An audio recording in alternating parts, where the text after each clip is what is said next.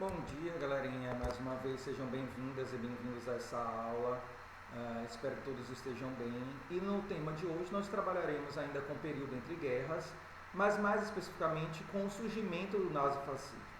E nós vimos que na última aula, galera, o mundo estava vivendo o que nós chamamos de crise das democracias liberais. Os estados democráticos liberais, sejam eles na Europa ou nos Estados Unidos, demonstraram através da Primeira Guerra Mundial e também da crise de 29 que não eram capazes de organizar a sociedade de forma coerente. E não só isso, levaram também a uma grande crise econômica que produziu uma grande crise social. Isso fez com que as populações, de uma forma geral, desses países buscassem estados mais fortes, intervencionistas, que viessem intervir na economia e na sociedade para melhor organizar aquela sociedade e trazer uma segurança. Uma segurança não só física e militar, mas sobretudo uma segurança social. E obviamente isso faz emergir os chamados governos totalitários. E é nesse sentido que nós precisamos trabalhar aí o conceito de totalitarismo e o conceito de democracia. Totalitarismo é aquele governo autoritário, centralizado, ditatorial, onde o poder emerge de cima para baixo, o Estado forte que controla todas as coisas e que há pouca representação política. Já a democracia é um sistema político que entende que o poder emana do povo, vem de baixo para cima, com alto índice de representação política, que defende a liberdade de pensamento e expressão, a igualdade jurídica, a representatividade e os direitos fundamentais do homem e do cidadão. Nós precisamos lembrar também que totalitarismo e democracia não são a mesma coisa de direita e esquerda. Apesar de algumas pseudo-teorias contemporâneas estarem trazendo a ideia de que todo governo totalitário é de esquerda, todo governo democrático é de direita, isso não é verdade. Direita e esquerda é uma questão ideológica, que define a sua posição em relação às massas populares ou às elites. E você pode ter governos totalitários de direita ou de esquerda e governos democráticos de direita ou esquerda. Nesse período entre guerras vão emergir governos tanto totalitários de esquerda, no caso o stalinismo na União Soviética, como governos totalitários de direita, o fascismo na Itália, o nazismo na Alemanha. E o que nós vamos trabalhar aqui é o totalitarismo de direita, o fascismo. Precisamos lembrar, então, que esse fascismo foi uma resposta à crise do liberalismo e também uma resposta ao crescimento das esquerdas do mundo e ao próprio surgimento do comunismo com a Revolução Russa, já que as direitas liberais viram um avanço comunista e, com medo que o comunismo chegasse nas suas nações, vão permitir ou até apoiar o governo totalitário de direita fascistoide, já que esse governo totalitário de direita fascistoide era antiliberal, mas não completamente anticapitalista, e não questionava a propriedade privada dos meios de produção, enquanto o governo comunista, além de questionar o Estado, a existência do Estado, questionava também a propriedade privada dos meios de produção. É aí, galera, que agora a gente precisa, depois de entendermos o surgimento do fascismo, o que levou a esse surgimento, todo esse processo, analisarmos as características que compõem o governo fascista. E temos já a primeira característica, o ato dele ser um governo de caráter antidemocrático, autoritário, centralista, totalitário, repressor, que não permite a ampla representatividade política, que não dá liberdade de pensamento e expressão, e, portanto, um governo ditatorial.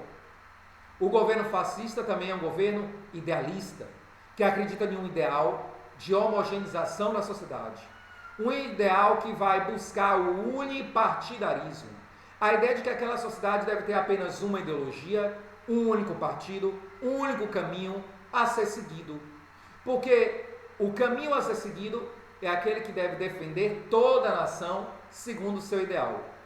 Isso significa que essa ideologia fascista é uma ideologia nacionalista, mas um nacionalismo ufanista, militarizado, guerreiro, patriótico, que entende que sua nação e sua cultura são superiores à dos outros, e que você tem o dever e o direito de impor a sua cultura às outras nações.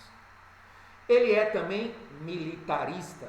Ele é militarista porque ele vai entender que é dentro de um ato militar, de uma formação voltada para a disciplina, a organização, a hierarquia, que se forma o homem em seu ideal.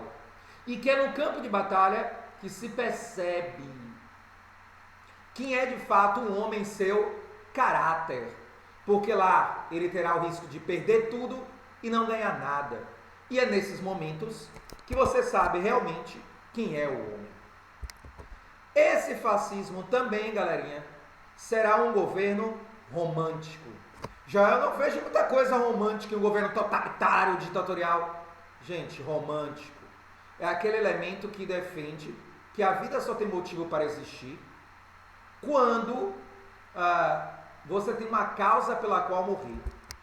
Então entende que a vida existe para servir a uma missão, a uma causa superior. Como Martin Luther King disse uma vez, se você não tem uma causa pela qual morrer, você não tem mais motivo pelo qual viver.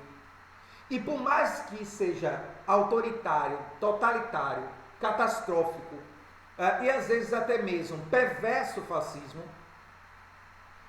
eles são românticos, porque eles vivem em nome de uma causa. Esse governo também é antiliberal, porque eles entendem que o Estado deve ser forte e não um Estado fraco. Mas, sobretudo, eles são anticomunistas, porque o liberalismo defende um Estado fraco, mas ainda existe o Estado. Já o comunismo defende o fim do Estado, e para o fascismo não existe nada fora do Estado. Esse governo fascista, ele acredita na infabilidade do líder.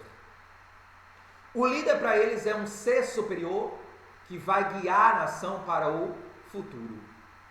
É um governo elitista, porque o poder vem de cima para baixo, organizando a sociedade, e que vai representar os interesses das elites nacionais, mas que diz defender as massas populares, através de uma coisa chamada corporativismo.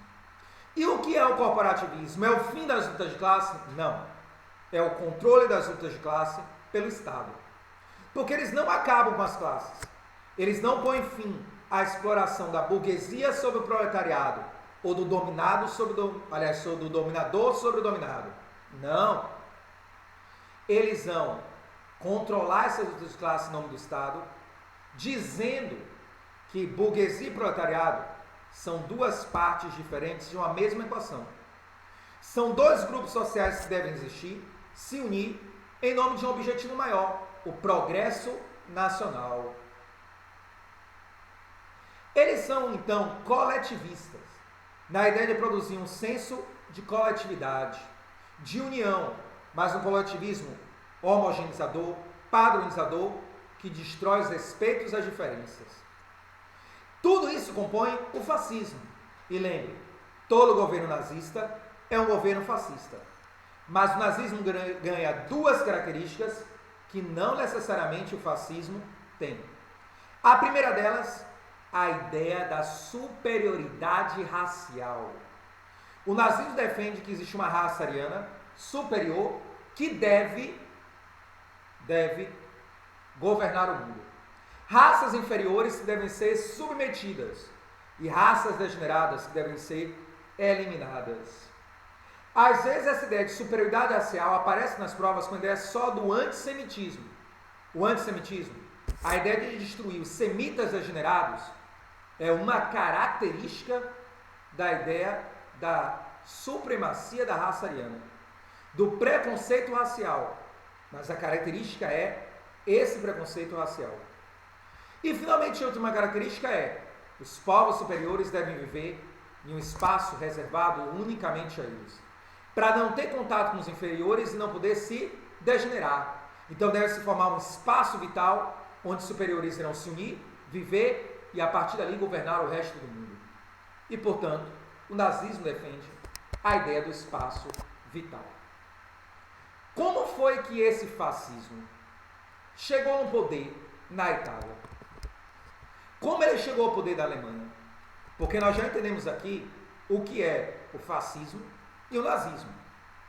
Na Itália, ele vai chegar ao poder pós Primeira Guerra Mundial. Porque a Itália vai sair destruída, devastada da Primeira Guerra, com alto índice de inflação, desemprego, recessão, fome e miséria. E também a Itália vai sair com um sentimento de traição. Eles vão se sentir traídos pela Inglaterra e França, que não entregaram a eles as colônias que haviam sido prometidas. E, portanto, havia um sentimento de revanchismo italiano contra a França e a Inglaterra. Esse sentimento de revanchismo, a crise econômica e social, vai fazer com que as esquerdas assumam o poder. No que nós chamamos de biênio vermelho. Mas dentro das esquerdas vai surgir um homem que de origem era socialista, mas não entendia bem o socialismo. Benito Mussolini. Benito Mussolini vai descobrir que o comunismo pretendia acabar com o Estado e ele vai romper com o comunismo, criando um novo partido, o Fascio de Combattimento, os Camisas Negras, o Partido Fascista. Ele vai, então, iniciar um processo de tomada ao poder e na Grande Marcha de 1922, ele vai assumir o poder em um governo de coalizão. Um governo de coalizão que vai tentar centralizar o poder. Com o apoio de início de anarquistas, comunistas, sociais-democratas, depois eles traem as esquerdas, perseguem os sociais-democratas, expulsam os comunistas, matam anarquistas e comunistas, oprimem a sua oposição à esquerda e tomam o poder com a ajuda da direita. E essa ideologia fascista cria um Estado forte, onde nada deve existir acima do Estado. Nada fora o Estado. Nada contra o Estado. Ele então vai criar os direitos trabalhistas, dentro da doutrina do cooperativismo, a Carta de Lavoro, vai fazer o acordo com a Igreja Católica que dá origem ao Vaticano, pondo fim à questão religiosa italiana, através do Tratado de Latrão, e vai derrotar a esquerda, ou as esquerdas, consolidando o fascismo. E levando a Itália a um período de desenvolvimento econômico e social, mas com diversos crimes contra a humanidade, com diversos crimes contra a democracia e, portanto, um custo muito alto. Já na Alemanha, o processo vai acontecer de forma um pouco similar. A Alemanha sai da Primeira Guerra destruída, devastada, humilhada pelo Tratado de Versalhes e também com sentimento revanchista. E aí é que vai se fundar dentro da Alemanha o Partido Nacional Socialista dos Trabalhadores Alemães. Joel, então, aquele povo que diz que o nazismo é de esquerda tem razão, ó, nacional socialista dos trabalhadores. Não, galera. Não. É nacional socialista dos trabalhadores alemães no sentido cooperativista. No sentido de um socialismo socializante, homogeneizador dos trabalhadores, porque eles entendiam que tanto burguesia como proletariado trabalhavam em nome da nação. Então não tem nada a ver com a ideia do socialismo marxista. Esse partido surge meio como uma piada, uma brincadeira, mas vai ganhando espaço. Vai ganhando espaço e eles tentam dar o golpe. Em 1923, ou projetam um golpe, são descobertos, que seria o putsch da cervejaria ou o putsch de Munique. São presos. E na prisão, uma das suas lideranças, chamada Adolf Hitler, vai escrever Mein Kampf, uma autobiografia, e explicar a ideologia nazista, pregando a ideia da superioridade racial ariana, pregando a ideia do antissemitismo, do anticomunismo, do espaço vital e do expansionismo alemão.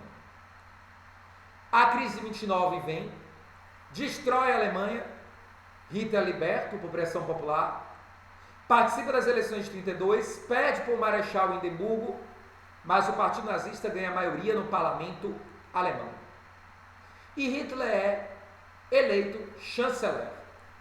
Ele põe fogo no Reichstag, no parlamento alemão, culpa os comunistas, persegue os comunistas, anarquistas, sociais-democratas, a esquerda, coloca a esquerda na ilegalidade, anula a Constituição e passa a governar de forma totalitária. Trai aqueles que não apoiavam o radicalismo dentro do Partido Nazista, matando boa parte da SA na noite dos longos punhais, toma o poder completamente do Partido Nazista, aproveita a morte de Hindenburgo e força a sua ascensão como Führer, como presidente e chanceler da Alemanha. Não havia parlamento, como o próprio Estado alemão. Aprova as leis de Nuremberg, que retira a cidadania dos judeus, estabelece a perseguição política, retira direitos fundamentais, fere a democracia, cria a Gestapo, a polícia política de investigação, estabelece o unipartidarismo, padroniza a sociedade, doutrina a sociedade pela direita e reconstrói a Alemanha econômica e militarmente, levando a Alemanha a se tornar uma das grandes potências da Europa, se não a maior potência. Mas a que custo? Morte, tortura, fim da democracia, perseguição, atrocidades. Aqui então, vimos como surgiu o fascismo e o nazismo. Vimos o ato da montagem das estruturas da Segunda Guerra Mundial.